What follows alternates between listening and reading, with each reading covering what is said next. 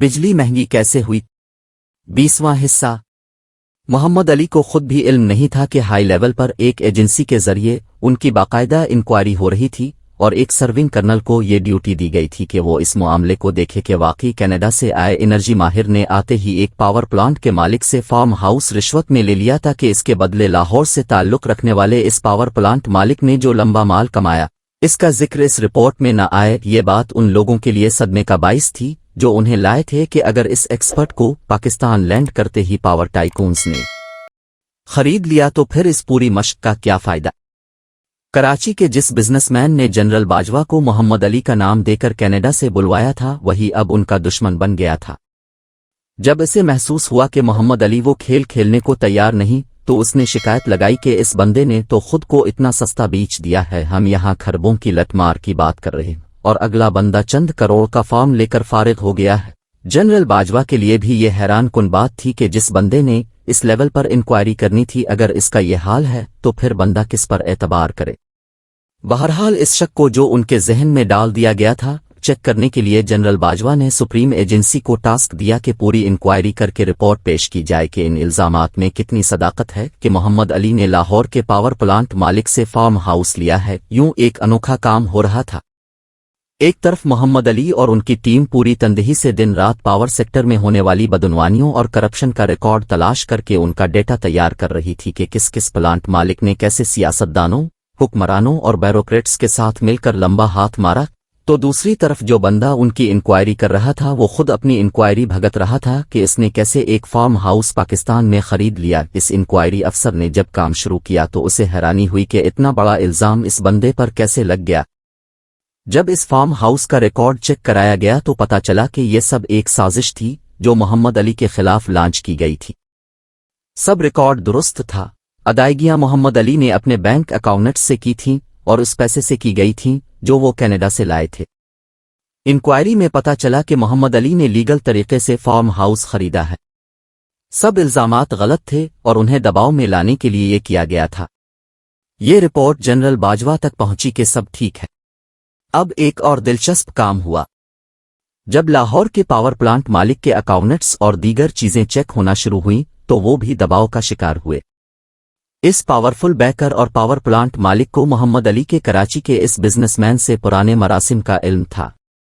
इससे ये भी इल्म था कि कराची के इस बिजनेसमैन ने ही मोहम्मद अली का नाम जनरल बाजवा को दिया था, जिसके बाद उसे इमरान खान को रेफर करके कमेटी बनवाई गई। अब जब कमेटी ने पावर प्लांट्स की इंक्वायरियां शुरू की तो लाहौर के बिजनेसमैन का शक कराची के अपने मुखालिफ बिजनेसमैन पर गया कि इसने जनरल बाजवा से अपने ताल्लुकात का फायदा उठाकर अपने ही एक काबिले भरोसा बंदे को इस कमेटी का चेयरमैन सिर्फ इसलिए लगवाया ताकि वो इसकी मदद से इसके पावर प्लांट्स में होने वाली बदनवानियों को हाईलाइट कर सके। लिहाजा इसने भी मोहम्मद अली बारे कहना शुरू कर दिया कि इसे दरअसल कराची के बिजनेसमैन ने रिश्वत दी थी कि वो इसके प्लांट के खिलाफ अपनी रिपोर्ट में दबाकर लिखे और इसे किसी तरह फंसवाए।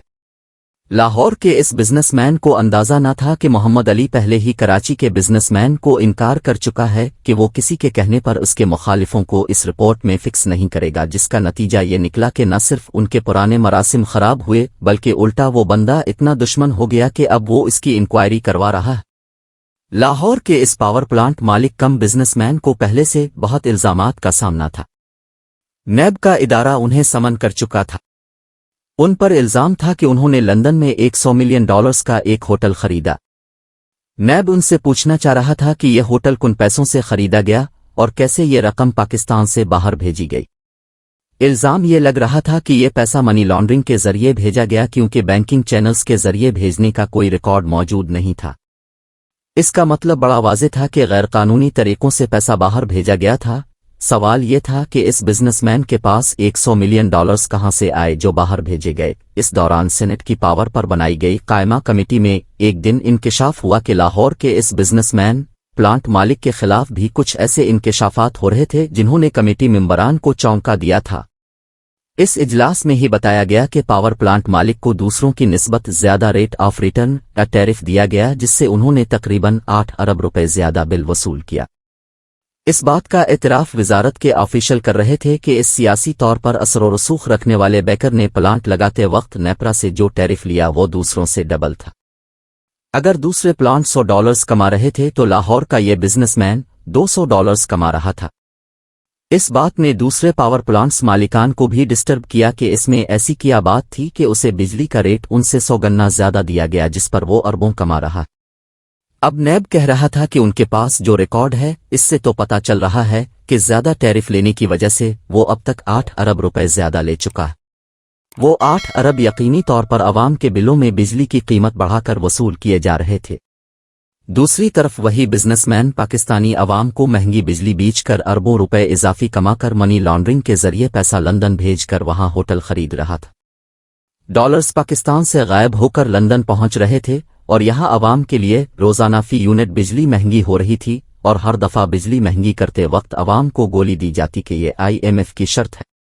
सवाल यह है कि IMF मुआहदे से पहले भी फी यूनिट बिजली मुसलसल महंगी की जा रही थी, लेकिन मसला वही था कि जिन लाडले पावर प्लांट्स मालिकान को महंगे रेट्स दिए गए वो डॉलर्स और फ्यूल के नाम पर बड़ी बड़ी दिहाड़ियां लगा रहे थे।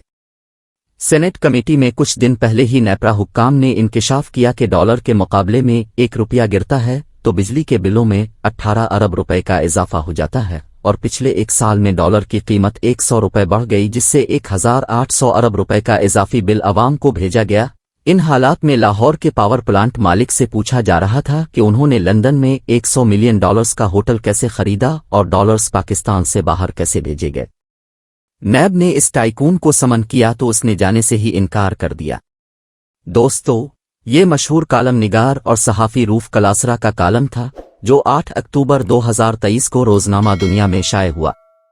वीडियो अच्छी लगे तो लाइक करें, चैनल पर नए हैं तो सब्सक्राइब करें और घंटी का बटन दबाकर बेल नोटिफिकेशंस ऑन कर लें ताकि हमारी तमाम वीडियोस के नोटिफिकेशंस आपको सबसे पहले मिले। अब से मुलाकात होगी अपनी अगली वीडियो में, तब तक के लिए अल्लाह हाफिज।